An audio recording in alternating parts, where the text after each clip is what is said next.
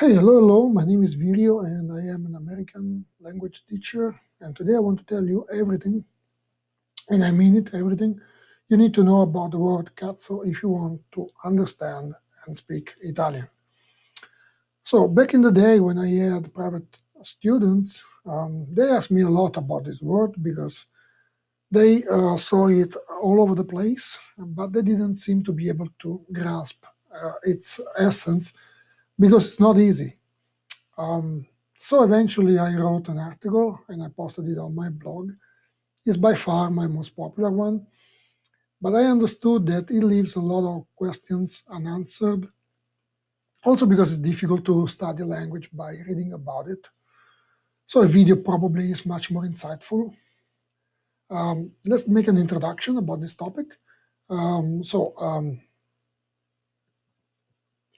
Cats, of course, is foul language. So it's profanity and it is vulgar. I try to avoid it as much as possible.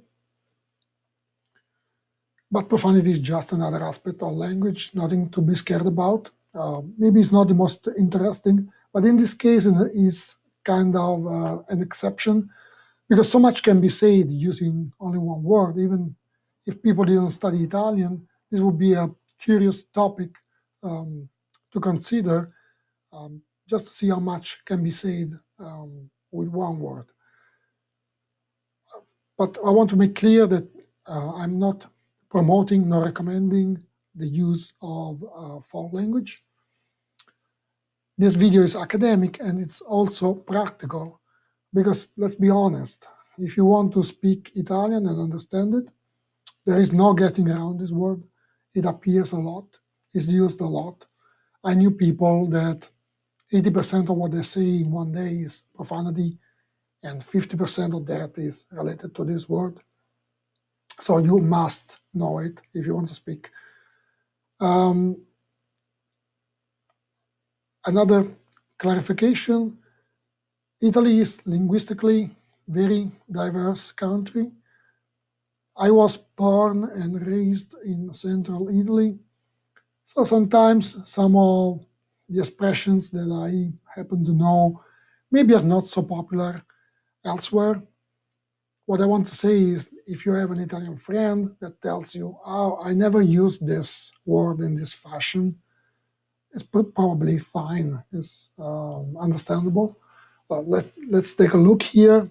You see how diverse Italy is. This is from Wikipedia. How many dialects are there? It's kind of a unique country when it comes to this.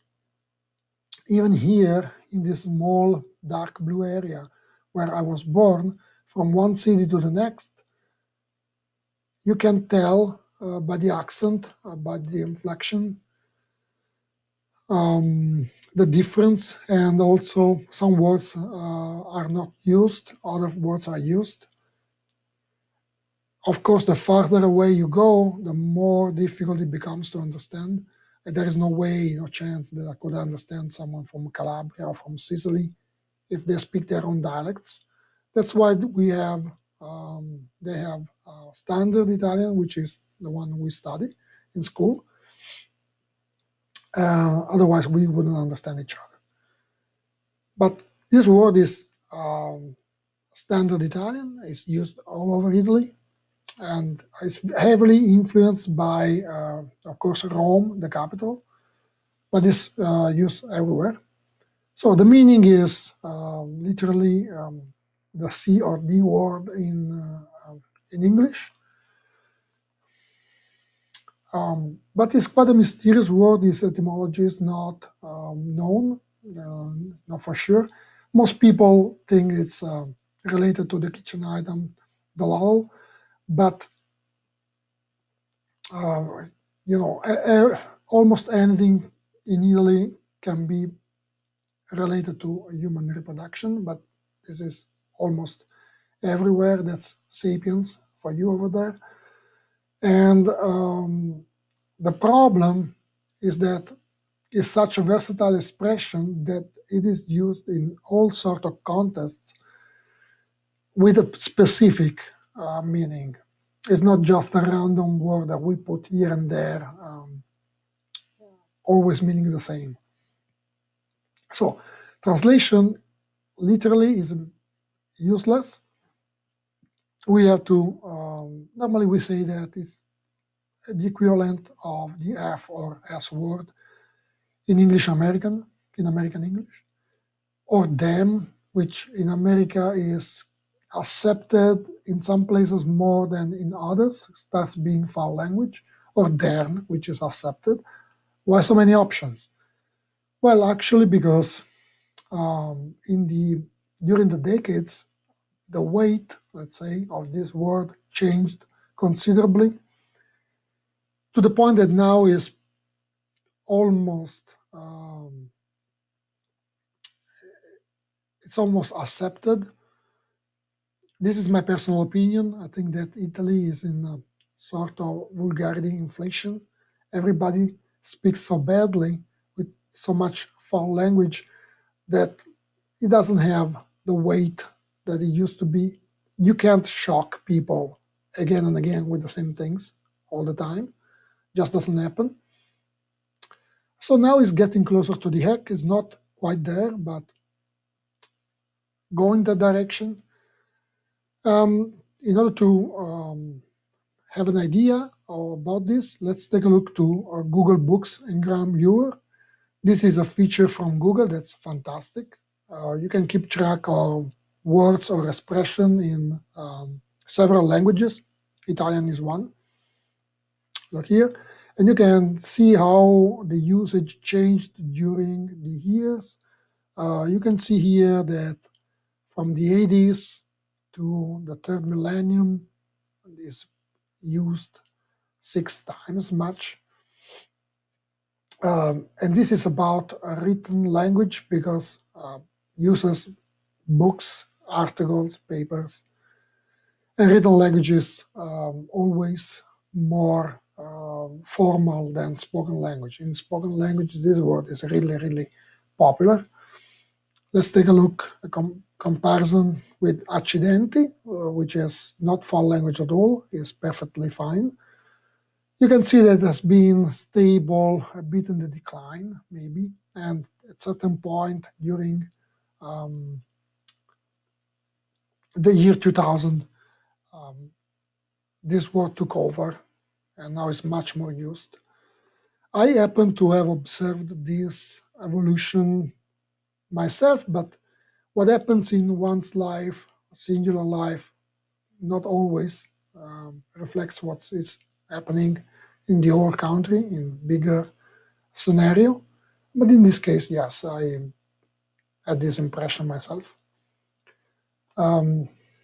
So let's also make some cultural clarifications. So the usage and acceptance of profanity in America, in the United States, and in Italy is completely different. In the US, it's still a big deal. In Italy, not so much. I would say that all over Europe, language is spoken in a much more, in a harsher way. In the UK, for example, in their English is much more packed with profanities than American. But cazzo is still a foreign language, and we have to keep it in mind. I think that there are situations where it wouldn't be tolerated. For example, I wouldn't use it in a courtroom in front of a judge. But it's still getting traction. Sometimes I'm baffled because I see it used by politicians, journalists, in contexts where you wouldn't expect it. And the point is that a sort of a paradox is created now where if you don't use it, you are actually showing a higher degree of hostility than if you used it. I will tell you about this later on. So there are, of course, more acceptable alternatives. Technically, we would call them euphemistic synonyms. Some of those have an assonance. This is a feature that happens in all languages. In English, for example, we can use the word should in order to avoid to use the more intense S word. Some kids use fudge in order not to use the F word, and they normally laugh when they do. So we have cavolo, which is a cabbage or a cole. It's very much used. It's perfectly fine. We can use cazzarola, more dialectal, from casseruola, which is a casserole or a skillet. Or we can use cacchio in some parts of Italy, especially. And who does it doesn't really know what it means normally, because cacchio is, if you have a potato, an old potato, it starts sprouting. And one of those filaments would be a cacchio. And then there are alternatives without assonance. For example, accidenti, we saw it, is of course related to accident. We can say accipicchia, or we could say perbacco. The last two especially are very old-fashioned. They sound very old-fashioned now. I love them. But the usage is confusing, and that's the whole point of this video. It can be used, I grouped it in 5 points. The first one, the easiest one, is the interjection, normally an emotive interjection, of course. Then it can be used without a specific meaning, just to reinforce or strengthen a concept. And that's the most difficult part if you're not born in Italy. Can be both a good and bad way, normally bad, but also good. It can have also specific meaning, and in this case, it's a substitute of an actual word. Most commonly, it's put in a sentence instead of nothing, the word for nothing, which is niente. It's also used a lot in idiomatic ways. In this case, you can't touch anything. You have to repeat the sentence or the expression as it is, and it has a specific meaning. We will see them, and also stemmed into a plethora of related and now independent words. In my opinion, they are completely independent. And we will see all of them: sto cazzo, sti cazzi, cazzata, cazzaro, and some others. So interjection is the easiest way to use it and to understand. It can be used by itself or in combination with other words. Doesn't change much, it's just emphasis. And it can express almost any feelings. Of course, rage, surprise, disappointment, pain, of course not severe, empathy, almost anything. About empathy, I want to clarify the situation because sometimes it could be confusing.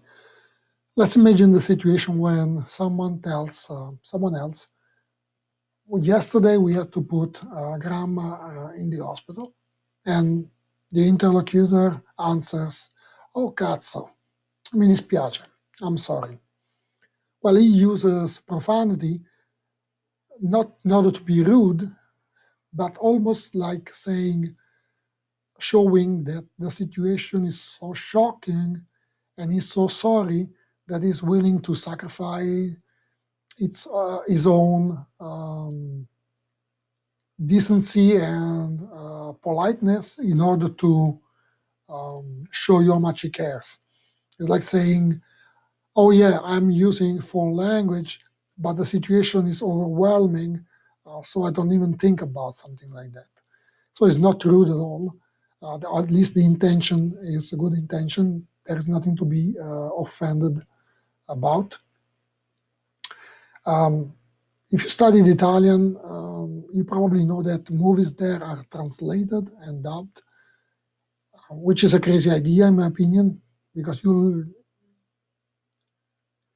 have other actors playing the original ones. So for example, this is a piece from The Terminator. When it came out in the 80s, was kind of a big deal to have such language there. And in the case you have, for example, Schwarzenegger doesn't have his characteristic Austrian accent. But okay, let's see how they wanted to translate what in the opening scene the blue-collar worker says.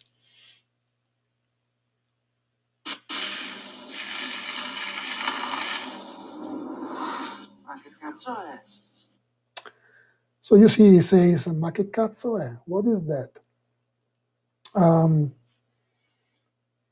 So you can use it by itself in this fashion. You can use it in combination with other words. These are some examples. You can vary about it, e che cazzo, something like that. But it's kind of easy to understand. Like the previous case, emotions are the same everywhere. So it's easy to spot and identify them.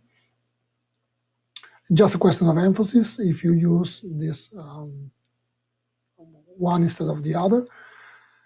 If I have to think about using them progressively, I would say that you can be increasingly frustrated by something, angry at yourself. For example, you drop something once and then twice and then three times, and every time you increase the level of frustration against yourself. Hey, ma che cazzo, what's wrong with me today? So it's the same is in English. You can use the F or the S word by themselves. You can say what the F word, but what the F word, there would be a translation of. It can also be used as a rude questioning, and you can formulate, you can use it in all kind of questions. But I just will provide one example with the verb volere, which is to want. You know that in Italian, verbs are flexed, so you don't have to express the subject all the time. It's everything is there. Why means you want. So che vuoi is perfectly fine, is what do you want. Che cazzo vuoi starts being mean and vulgar. What the heck do you want? Or even more intense than that. Ma che cazzo vuoi, even more emphasis. And this last one is used also as some kind of standard reply in order to show that you don't agree at all with what is said by another person. Let's make an example. Let's imagine the situation when someone says to you that his family left him with just a few $1 million and he doesn't know how to survive with that kind of money. It's impossible to go on. And you know that most people don't have the kind of money, and this complaint is completely unreasonable. So you just stop him and say, "Ma che cazzo vuoi? What do you want? I mean, this is completely unreasonable. Stop. I don't want to listen any further." In this fashion, used like this, it's very close to another very typical Italian expression, which is arrangiati, which would be used to say to people, fix what you have to fix, move on, do it. You're on your own and you have to intervene, something like that. It's used, it's very popular and it's not vulgar at all, it's perfectly fine. Arrangiati.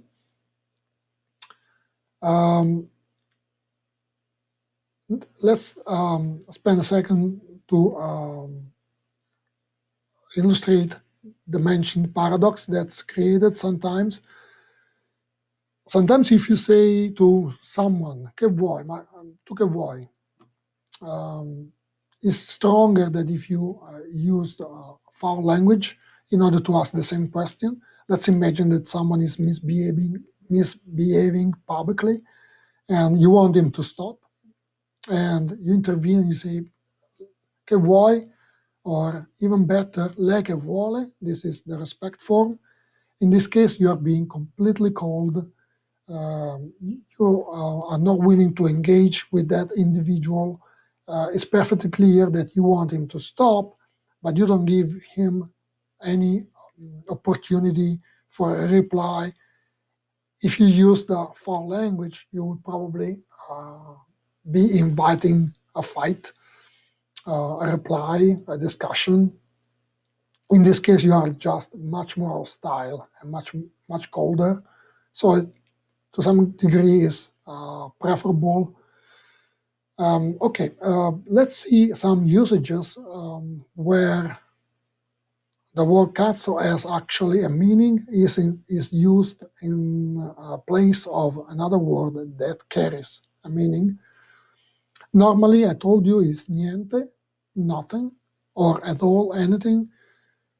Italian, if you happen to study Italian, you know that it has as a feature double negative, which is not a thing in English. Afro-American vernacular uses it, but officially English doesn't use double negative. So sometimes you have to translate it with nothing, sometimes it is at all, sometimes it's anything, depends on the sentence. And I will give you one sentence, and they all work the same, but you can say a lot of things using this word instead of niente. You can see that the sentence is the same, non vale un cazzo is the same as non vale niente, is not worth anything or is worth nothing. The first one is vulgar and the second one is not. It's perfectly fine. And this happens in all these sentences here. I selected them for my students in order to show how some verbs can be deceiving, can be complicated and tricky in Italian. You see here, this is the same verb, sapere, to know. It's also to taste, like something. Fare, to do, to make. If it's when it is used reflexively, means to getting hurt. Farsi male is to get hurt. So if you're interested in Italian, you're studying it, you can take a look to these sentences. They're pretty straightforward, though. And then we have the expression fregare un cazzo. In this case, it is used with the same meaning as before, but it deserves a spot by itself because some confusion can arise. So fregare as a verb in Italian means to rub, but is much more used as to say to fool, to cheat, and to deceive someone, to scam. Is related to the American, to the English fricative, friction. Okay, is when you rub something. Fricative are those letters, those consonants that where you rub your tongue and your lips. So when it's used reflexively, though, it's used as to care about something. So let's take a look here. Che te ne frega would be, why do you care? And here is our word, no, non me ne frega proprio un cazzo. It would be, I don't care at all. I don't give a S. It's the same thing. Problem is that this other sentence here, il cazzo che ti frega, is an idiom, has to be used the way it is, and is used in order to express something specific. It is a standard, let's say, reply to something that has been said and is absurd to the point of being almost disrespectful. If you translated it literally, it wouldn't make any sense at all. It would be like the C part, anatomical part that rubs you or that folds you. Doesn't make any sense. Let's see it in a dialogue. If someone told you, I don't think there will be a big sacrifice for you to give me one of your kidneys. Well, some Italian would answer, il cazzo che ti frega. Like, of course it is a sacrifice. I don't even know you. I'm not related to you. I'm not going to give you one of my kidneys. It's absurd even to think about it. I mean, it's shameful to say something like that. For example, most of the times This is one of the most used expression, del cazzo. Everything can be del cazzo, of the anatomical part. In this case, everything is bad.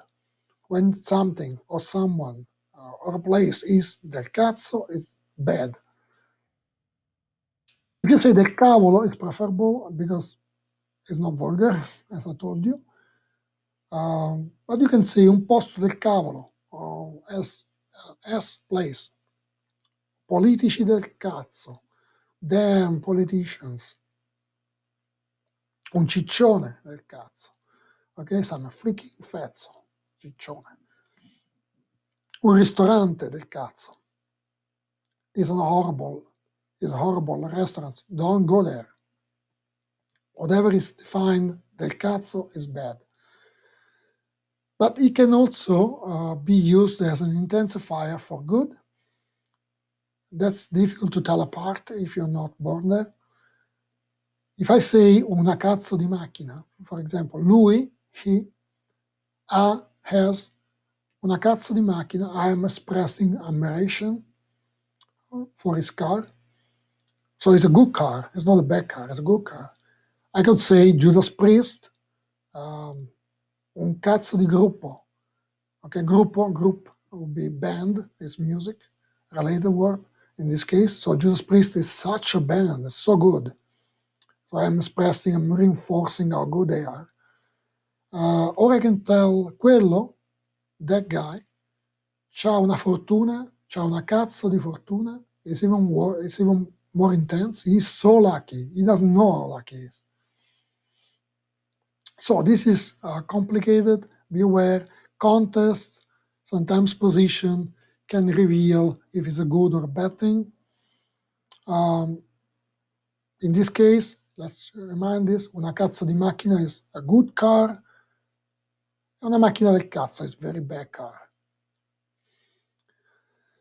Also very popular, used is the funny expression fare le cose, to do things, fare, to do, to make, le cose, things, a cazzo di cane, shaped like the anatomical part or shaped like the anatomical part of a dog in particular, cane, dog, related to canine. This is always very bad.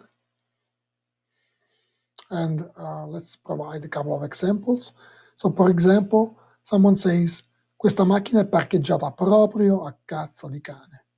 Okay, this car is really badly parked. It's not just that it's a bit off.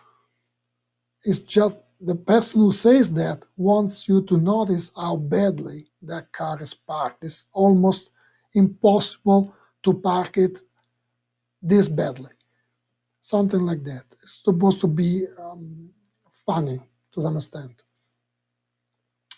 In this case, it's not funny. It's just someone is expressing discontent. Ma può essere che devi sempre fare le cose a cazzo di cane. Is it possible that you always have to do everything in the shaped as the anatomical part of a dog? If I had to translate it in English, in the meaning, I would say, why are you such a fap? This is the meaning. It's expressing real discontent about the operating skills of a person. You're useless. Very close to that, but with a completely different meaning, is farsi. Farsi is a reflexive, to do oneself, to oneself. Or essere, non essere. This is Shakespearean, is Hamlet, to be or not to be. To be, not to be. Cazzi propri, own C word. In this case, translating it literally doesn't get you anywhere. It's just to mind each own, your own, one's own business. So in this case, cazzi would be in place of business. So for example, very used a lot, fatti I cazzi tuoi, imperative, okay, it's a command. Mind your own business. There was a video years and years ago with a politician was recorded while he was speaking. He didn't know, and he was giving advice in life, and his life was based on this principle: to mind his own business, think about himself, and that's it. So mind your own business, go after your things, don't think about anybody else. Such people. So fatti i cazzi tuoi is like very, very popular, it's used a lot. Exhortative, for example, ma facciamoci un po' i cazzi nostri. Let's mind our own business. Let's not stick our nose out there. Or also very popular is questi non sono cazzi tuoi. Those are none of your business. Questi non sono cazzi tuoi. For example, someone is asking indiscreet questions about your girlfriend, your wife, and things you don't want to reveal, and is insisting a lot, and eventually you will lose your patience and say, questi non sono cazzi tuoi, those are not none of your business. Okay, don't ask, don't keep going. It's very much used. So in this case, cazzi would be in the place of fatti, facts, and we would say business in English. It's curious to see that in the first sentence, i fatti tuoi would be redundant a bit, because fatti would be repeated twice with two different grammatical meanings. So one is a verb and one is a noun. So to be also, essere, cazzi amari. In this case, cazzi would be in the place of the word for troubles. So essere cazzi or essere cazzi amari, amari would be bitter, would be to be in big troubles, problems. Examples. Dalla crisi finanziaria sono stati cazzi amari per l'Italia. Since the financial crisis, Italy has been in big trouble. I never got like outside of those. Or threatening someone, vedi di arrivare in orario stavolta o saranno cazzi. Like, try to be punctual this time or you are into big troubles. This is also common expression. And almost anything can be una rottura di cazzo. Rottura is a breaking point, for example, una rottura. So it would be a breaking of this anatomical part, but is completely idiomatic. And it also can be varied a lot. There are alternatives, all vulgar. Okay, rottura di palle, okay, breaking balls, or rottura di coglioni, which is the same. And almost anything can be una rottura di coglioni, una rottura di cazzo. And it's something that is particularly annoying or boring, eye-rolling, impossible to stand, something you want. For example, I have to say, I have to go to work. Che rottura di coglioni. I don't want to. I want to stay home. Okay? If a person is described as un rompicazzo, scassacazzo, scassacazzi, rompicoglioni, there are many variations of the same. He is a troublemaker. Is someone you don't want to see, is boring, or is a persona non grata, someone you don't want to see, you can't stand. And it's very commonly used as well. This is also a very strange way of using it. Stare sul cazzo, to be in the sense of stay, stare, stay, to be placed on the anatomical part. You can be placed on someone else's, or someone can be placed on yours. It means that you or the other person can stand each other. It's a very common way of saying this. So, for example, ho visto Mark oggi. I have seen Mark today. And someone replies, che me lo dici a fare? Lo sai che mi sta sul cazzo. Why are you telling me? You know that I can't stand him. Mi sta sul cazzo. He's placed on my anatomical part, or the other way around. Someone asks, inviti anche Jennifer alla festa? Are you going to invite Jennifer to the party? And then the guy says, no, lei mi piace tanto, ma è evidente che le sto sul cazzo.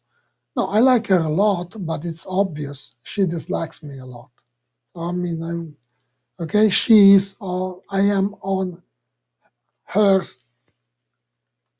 anatomical part that being a woman she doesn't have doesn't mean it's completely it's fiction, it's idiomatic.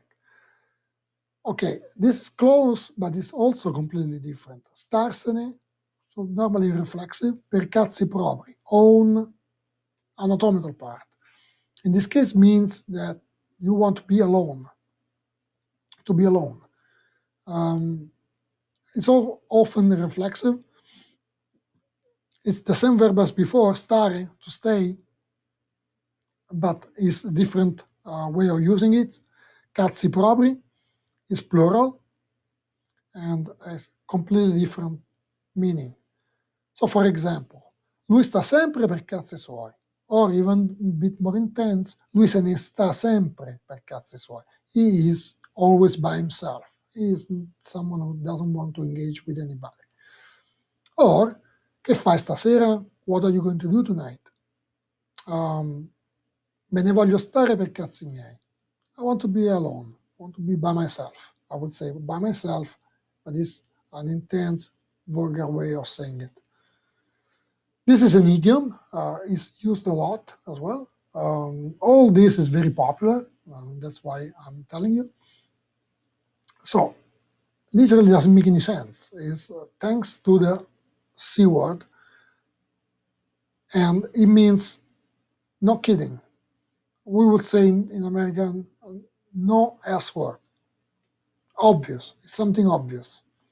For example, someone says, sai che sarebbe bello vincere la lotteria? You know what would be great? To win the lottery. E grazie al cazzo. And no kidding. Yes, of course. So now, this is the last part of the video. Some related words that are, I treat them as independent because they are used like as singular words. Okay, the most important one is this one, sto cazzo. Sto cazzo is actually two words that then eventually are combined, and now I consider them to be one. There is no official spelling because this is spoken language. I have my preferences, but everybody spells it differently. Originally, the two words were questo, cazzo. Questo means this. And then the first part of the first word, questo, is missing, dropped. So only sto remains and is combined with the word of today. So sto cazzo together is a way, for example, first meaning is a way of saying no. It's a strong way of denial. So for example, someone, your coworker who happened to have crashed your car already 1 week before asks for your car again. Okay, mi presti la macchina? Can I borrow your car? Well, probably the guy will answer sto cazzo, or variations of the same, con sto cazzo, with, col cazzo, and so forth. Those are all variations of the same and means no. Not only no, is also you're crazy asking me again. So this is a movie, a piece of The Godfather Part 2. You can see Don Vito Corleone. This is the main character. And he is saying to the Calabria guy that he wants the dog to stay in the apartment. This movie is not dubbed. This is the original version. They were speaking Italian in the movie. They speak with a strong southern accent. Even if they are fairly speaking like standard Italian, I struggle to understand. Sometimes I have to pay real attention. And let's see how the other guy answers. Ma c'è un cane a prestare, eh? Un cane a prestare. Sto cazzo! Sto cazzo! So you see how the guy chose to answer to Don Vito Corleone, not a good idea. But he says, no, not at all. No way. In a similar fashion, it can be used just to express strong disagreement about a statement. I made an example. All the examples are from dialogues that I happen to listen, so you can be sure that they were used in this fashion. So it's like a collection. Quella è tanto una brava ragazza. She's such a decent girl. And someone says, sì, sto cazzo. It's like, you really don't know. No, it's not. That's another use of it. Okay, so it's also denial. And finally, part 3, it can be used to reply to something that has been asked, but the answer is obvious. It's so obvious that the question should have been asked in the first place. For example, the house is clean, everything is perfect, and your housemate asks you, who did this? And you say, sto cazzo. Of course it was me. Who else? Guess who, Sherlock? Not you. You never do anything. And so forth. Okay, all this is conveyed in just one word. If you answer like this, you're saying all these things to the guy. Okay, well, of course, me, right? Not you. Second one is sti cazzi. This is just the plural of the previous one, but it means completely different things. So instead of questo cazzo, is questi cazzi, just plural. And happen the same thing as before, que drops, and eventually becomes one word, or is said as one word. And it can convey different meanings, all of them related to some extent. So it's indifference, and it's like a big who cares, who gives, or disbelief, or kind of a cynical skepticism. We will see an example. Okay, for example, first one, someone brags, mio padre è milionario. Okay, my father is a millionaire. And someone asks, answers, replies, ma sti cazzi. Or question mark, like asking a question, e sti cazzi. It's like to say, who cares? Why are you telling me? I don't care. I'm not impressed. Something like that. This is another movie. This is an Italian movie from the 80s.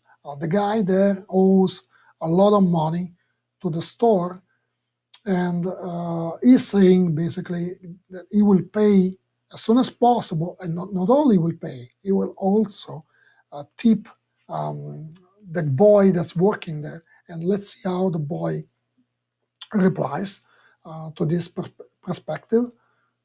Ex da America, tesardo a te e poi da paura ne mangia ragazzi, capito? Sì, sti cazzi.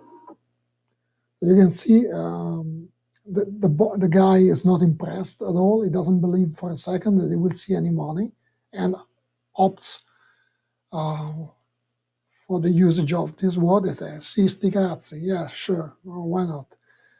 If someone says something that is not true, is exaggerated, is false completely, he is saying una cazzata. So una cazzata is something that's like BS.